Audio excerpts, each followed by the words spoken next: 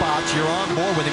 And one thing he was worried about going into this race was all that dirty air created by 34 cars. But right now, the position he's in, he actually has a small advantage because everybody else is opening the air up in front of him. And he, oh, here we go. Trouble, contact, and a huge crash. Oh. Up in turn number 2. Oh, multiple cars involved. Oh, my. It looks like Dan Weldon may be involved in it.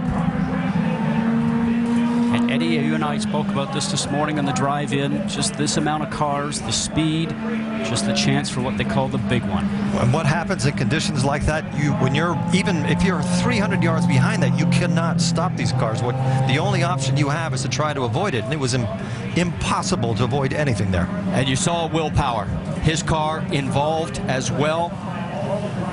My. What a mess. That's Townsend Bell that was, I think his car was up on its side there, the 22. 15 there of Jay Howard. An additional entry, excuse me, is up to 19 to 15. I can't see with the sun shining there. Some of the car is broken. They're showing that as Alex Lloyd, the 19. It's the 15 of Jay Howard. Yes. One of the cars actually flew for about 200 yards in the air. Red flag is out here at Las Vegas Motor Speedway on lap number 12. And from high above, you can see the carnage. We talk about the car going through the air. Eddie, you know that these cars run so low down to the ground. We mentioned before, we saw them hitting the ground and sparking, that anything underneath the car, underneath the floor, underneath the tub, really just gets the air underneath the car itself, and up it will go. We saw J.R. Hildebrand out of his car. There is Dario Franchitti. Somehow he managed to get through the carnage, but Sure, guys, I mean, there's just nothing I can do. Will Power did not. 10-4. They are going to stop you at pit lane on the right-hand side. They want the drivers to stay in the cars.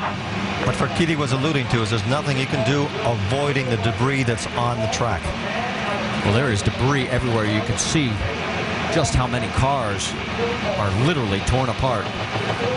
And this was the one thing, and there is the 18 of James Jakes. Now, he had a crash early in practice on Friday. That is actually a KV Racing backup car that they put together for him.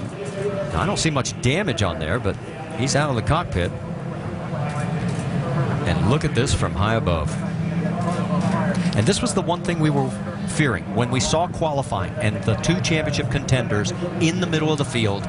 A big crash like this early in the race. What happens in accidents like this is that a single mistake by anybody, which might be dirty air, could be anything, multiplies itself so fast that you start accumulating cars. There's no way that you can control what happens. Once you start spinning at those speeds,